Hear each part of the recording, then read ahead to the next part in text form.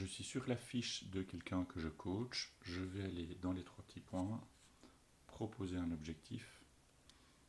Je vais par exemple en kiné et je vais tout en dessous et je vais cliquer sur créer une nouvelle activité.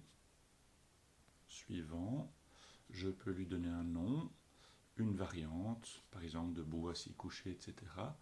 Un pictogramme, je vais cliquer dessus, je vais en chercher un. Si je n'ai pas de pictogramme, c'est pas grave, ce seront les initiales de l'exercice qui vont se mettre. Mais ici, je vais en mettre un. Je vais les rechercher dans mes screenshots, par exemple celui-ci. Je le redimensionne.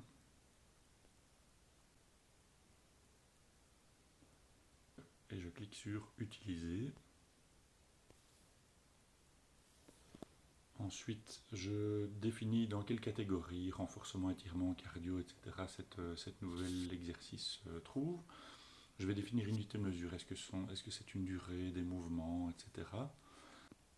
Et je peux mettre une vidéo de cet exercice. Je clique dessus.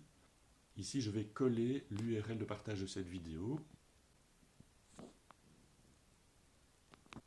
Si c'est votre propre vidéo, vous devez la mettre soit en public, soit en non répertorié, mais pas en privé. En privé, elle ne se verra pas par vos utilisateurs.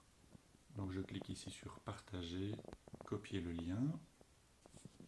Je reviens ici et je colle l'URL. Voilà. Et j'ajoute des instructions écrites à l'exercice. Dans visibilité, vous définissez si votre vidéo est uniquement pour vous et les personnes que vous coachez, ou bien vous trouvez que la qualité est suffisante pour qu'elle soit utilisable par n'importe quel autre coach. Et vous cliquez sur créer l'activité. Vous pouvez ajouter une traduction que vous faites vous-même et puis ferme. L'exercice est créé. Vous pouvez ensuite le proposer à votre patient et envoyer la proposition. La proposition est envoyée à la personne que vous coachez qui va l'accepter ou la refuser.